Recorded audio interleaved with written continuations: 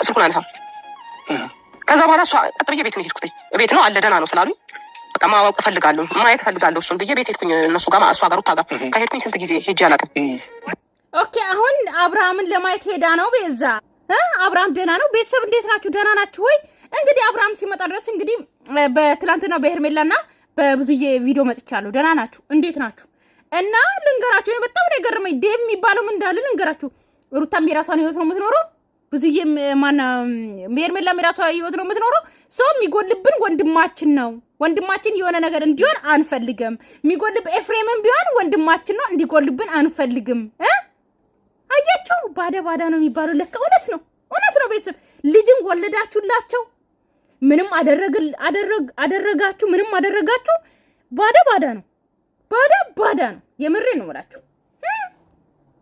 ትናንትና ሄድኩ ግን ላገኛት አልቻልኩም። ቤት ውስጥ ላገኛት አልቻልኩም። ቤቱ ዝግ ነበረ።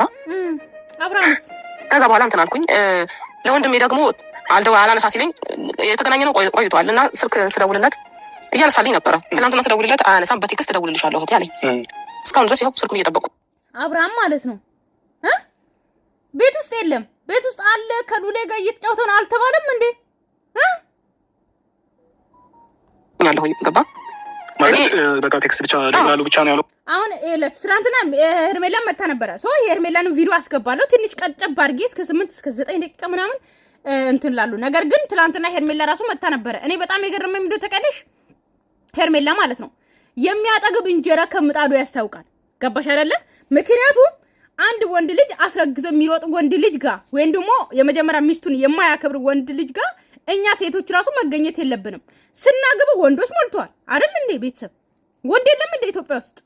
ሀበሻ እንኳን ማግባት ካልፈለጋችሁ ዝም ብላችሁ ሌላ ዜጋ አጀነጅኑም እንዴ? ሌላ ሀገር ዜጋ ሞልቷል እኮ። የሀበሻ ሴት እኮ በፍቅር ነው የምንፈልገው አይደል እንዴ? የሀበሻ ሴትን ማለት ነው ዓለም ሁሉ ይፈልገናል። ገባችሁ አይደለ? ስለዚህ እኛ ወንድ አላጣንም። ቆይ ለምንድን ነው ባለትዳር ወንድ ልጅ የወለደ ወንድ የምናገባው? እኛ ምን በወጣን? የምሬ ነው ምን በወጣን? አብርሃም ሲጀመር አንድ ትዳር ላይ ቆሞ የማይጠብቅ አስረግዞ የሚሮጥ ልጅ አስወልዶ የሚሮጥ ትዳር የማይል ልጅ የማይል ሚስቴ የማይል ትዳር ኤቭሪዴ ትዳር መጥፎ እንደሆነ የሚሰብክ ልጅ እንደሆነ የሚናገር ሰው ጋር ምንድነው ቆይ የሚለጥፋችሁ ራሱ ማለት ነው ይለወጣል ብላችሁ? አንድ ሰው እኮ መጀመሪያ ነው የሚለወጠው። የእውነት ቢለወጥ እኮ አብርሃም በሄርሜላ ይለወጥ ነበረ እንዴ? ምንም ቢያጠፋ እሺ ብላ የምትቀበል ምንም ቢያደርግ እሺ ብላ የምትቀበል ማለት ነው። ቢለወጥ እኮ በሰው ይለወጥ ነበር። አብርሃም ግን እንደዛ አይደለም የሚፈልገው። ትዳር አይፈልግም። ትዳር በቃ አብርሃም አይፈልግም። እደውልልሻለሁ ብሎ ቴክስት አደረገልኝ። ግን በጤናው እንዲህ አይሆንም አብርሽ ከሰው ሲሸሽ ይሁን እኮ ምለው ማለት ነው። አብርሃም ሁሌ ህፃን እንደሆንክ ማለት ሁሌ አብርሃምን የሆነ ነገር አድርገውታል ምናምን አንተ ሰው ነህ እኮ። የምሬ ነው ማለት አንድ ሰው ልጅ እስከወለደ ድረስ በጣም ትልቅ ሰው ነው። ራሱን የሚጠብቅ ምናምን መሆን አለበት አይደል እንዴ? ማለት የሆነ ኃላፊነት የማይሰማ የሆነ ሴትን ይዞ የሆነ እስከ መጨረሻ ድረስ እንዴት ነው አንድ ሴትን ይዞ ማለት ነው። እቺ ሴት እኮ ብትወልድ ታረግዛለች፣ ትወልዳለች፣ ብዙ ነገር ኃላፊነት አለብኝ፣ ትዳር ሲይዝ እኮ የቤት መሰሶ መሆን አለብኝ ብሎ የማያስብ ወንድ መሆን አለበት። ልክ እንደ ህፃን ልጅ የሚጠፋ እንደ ህፃን ልጅ የሚጠለፍ ምናምን መሆን አለበት።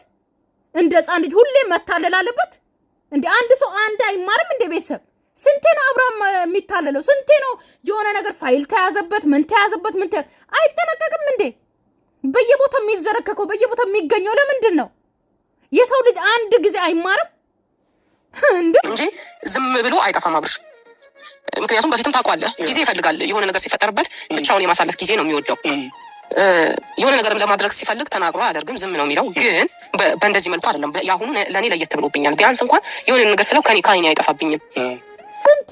ስንቴ አብርሃም ሁሉ ጊዜ አንድ አይነት ተመሳሳይ ሰው መሆን አለበት?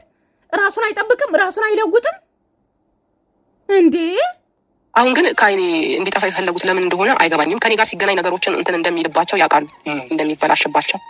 ግን እኔ ኤፍሬም በተመለከተ ግን ጤነኛ አይደለም ወንድሜ።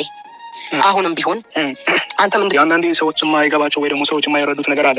እኛ ምሳሌ አብርሽ የሆነ ነገር ፈጣሪ አምጣበትና የሆነ ነገር ቢሆን ሩታ የምትሆን ሄርሜላም ቢሆን የራሳቸውን ኑሮ ነው የሚኖሩት። ተረዳሽኝ አይደል? እኛ ግን ወንድማችን የሚጎልብን እኛ ነን። ገባሽ? እኔ ወንድሜን እፈልገዋለሁ፣ አንቺም ወንድምሽን ትፈልጊዋለሽ። ኦኬ አንተ ወንድምህን ትፈልጋለህ። ሶ ሄርሜላና ሩታ ግን ምንም አይጎዱም ማለት ነው። ህይወት ይቀጥላል። አይኖ እናውቃለን። አንተ አብርሃም የሆነ ነገር ቢሆን ስትል አብርሃም ሆነ ህይወቱን የሆነ ነገር ቢሆን ሩታም የራሷን ትዳር ትይዛለች፣ ሄርሜላም የራሷን ትዳር ትይዛለች። ህይወታቸውን ይቀጥላሉ። የሚጎልብን ግን ከኛ ነው እያሉ ነው። ነገር ግን እነሱን ደግሞ ሊጎዱ ይችላሉ። ሰው ሁሉ አንድ አይነት አይደለም። ገባችሁ አይደለ? እሱን አፍቅራ ህይወት እድሜ ልኩን ደግሞ ሳታገባ የምትኖር ሴት አለች። እሱ የሆነ ነገር ቢሆን ማለት ነው። እሷን አፍቅሮ ደግሞ እሷ የሆነ ነገር ብትሆን ደግሞ ሳያገባ እሷን እያፈቀረ እድሜ ልኩን የሚኖር ሰው አለ። ሁሉም ሰው አንድ አይነት አይደለም። በዚህ አጋጣሚ ማለት ነው። ገባችሁ አይደለ? ኢቭን በጣም ሊጎዱ የሚችሉት እነሱ ናቸው። ገባችሁ? ነገር ግን አንተ ልክ ወንድም እና እናንተ እንደምትጎዱና ሄርሜላና ሩታ ግን የራሳቸውን ህይወት እንደሚጀምሩ ምንም እንደማይጎዱ አድርገ ነው እያወራ ያለው። ኧረ አቤት ባዳ ኤፍሬምም አለማወቅ ወይ ልጅነት ይዞት ወይ ደግሞ በምን እንደተያዘ ምን አይገባኝም። እንግዲህ ለምን የዚህን ያህል ድረስ መሄድ እንደፈለገ የዚህን ያህል እርምጃ መራመድ እንደፈለገ በምን እንደተቆላለፈ ልጁም አልገባኝም። ቢያውቅ እኮ አብርሽ የሆነ ነገር ቢሆን ፈጣሪ አንጣበት የሆነ ነገር ቢሆን የሚጎዳው ኤፍሬም ነው። ምክንያቱም ወንድሙ ነው፣ ስጋው ነው እኮ የምንጎዳው እኛ ነን። ማንም ዙሪያችን ላይ ማንም ጮኸ ያም የራሱን ሀሳብ ቢሰጥ ይሄን የራሱን ሀሳብ የምንጎዳ። ስለዛ ኤፍሬምን በምን አይነት መንገድ መመለስ እንዳለብን አላውቅም። በእርግጥ እኔ በአሁኑ ሰዓት እኔ ትናንትና እምልሻለሁኝ ዛሬም ብዬሻለሁ ያለሽ ደግሜም ነው የምልሽ። እኛ ዋናው ነገር የወንድማችን ሰላም እንዲሆን ነው የምንፈልገው። ወንድማችን ጤና እንዲሆን፣ ወንድማችን ደህና አብርሃም ሁሌ ሰላም ይሆናል፣ ጤና ይሆናል፣ ተመልሶ እዛው ይዘፈዘፋል። አረ ወደዛ ወደ ሄርሜላ ሊድ ቤተሰብ ትንሽ ቀንጨብ አድርጌ ላምጣና እነዚህን ተዋቸው። እኔ ምን እንደምላችሁ አላውቅም። ነው ግን ደግሞ የእውነቴን ነው የምላችሁ። አሁን ላይ በጣም አሉ ከምላቸው ሰዎች ወይም ደግሞ በህይወቴ ላይ ትልቅ ቦታ ያለው ሰው አብርሃም ነው። ገባ? አንድ ነገር ሆኖ ማየት አልፈልግም። እሱ ብቻ ሰላም ይሁን፣ እሱ ብቻ ጤና ይሁን። እኔ ማሳለፍ ባለብኝ መልኩ አሳልፋለሁ። ምንም ችግር የለውም። እኔ አንገቴንም ልጥፋ፣ እኔ አንገቴንም ምንም በቃ ለሱ ምንም ልሁን፣ ምንም ችግር የለውም። ግን ደግሞ ይሄ ሁሉ መስዋዕትነት የከፈልኩለትን ሰው አንድ ነገር ሆኖ ማየት አልፈልግም። ገባ? ቢሮ በደንብ ምናልባት ልታዩት ትችላለህ። ከኤፍሬምም ሆነ ሁላችሁ አብርሃም ላይ መጥፎ ነገር የማሰቡን ወይም ደግሞ ጭንቅላታችሁ የሆነ ነገር አስባችሁ ከሆነ የእውነቴን ነው የምላችሁ በጣም ብዙ መስዋዕትነት የከፈልኩለት ሰው ነው። በጣም ነው የምወደው፣ በጣም ነው የማፈቅረው። እስካሁን ዝም ብያለሁ። እስካሁን በየዋህነትና በክብር ነገሮችን በጣም ለመፍታት እየሞከርኩ ነው ያለሁት። ግን ደግሞ አንድ ነገር አብርሃም ሆኖ ባይ እኔ እንጃ ብቻ በቃ ሄርሜላ ሸለለች ማለት ነው።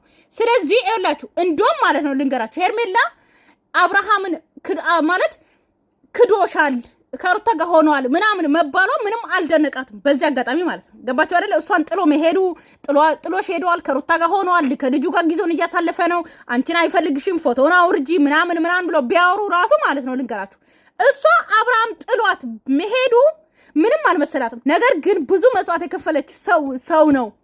ብዙ መስዋዕት የከፈልኩ ሰው ስለሆነ እሱ ተጎትቶ ማየት አልፈልግም። ከዚህ በኋላ በቃ አላለም የማሳያችሁን አሳያችኋለሁ ነው። እሱ የሆነ ነገር ይሁን ነው በቃ እሷ እያለች አለችው እንጂ እሷ እነሱ በሚያወሩት ነገር ምንም ግድ አልሰጣት ምንም ማለት ነው።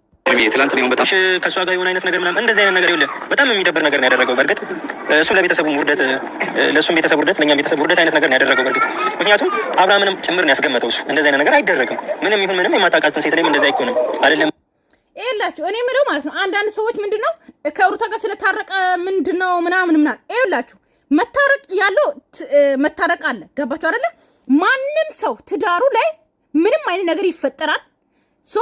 ነገሩን አረጋግቶ ምናምን ይፈቱታል። ገባችሁ አይደለ?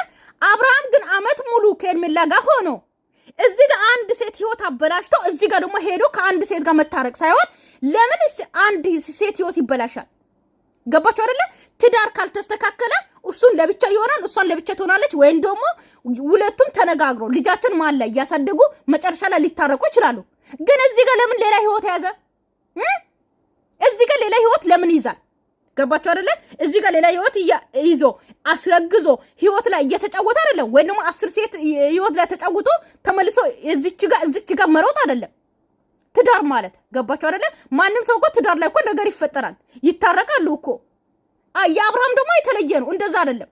አልፈልጋትም እያለ ያለች ሴት ናት።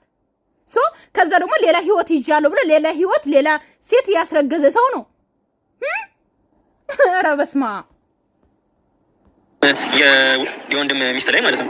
እና እኔ በጣም ከራሱም አልፎ ቤተሰብ ማዋረድ ድረስ የሚሄድ አይነት አካሄድ እየሄደ ነው።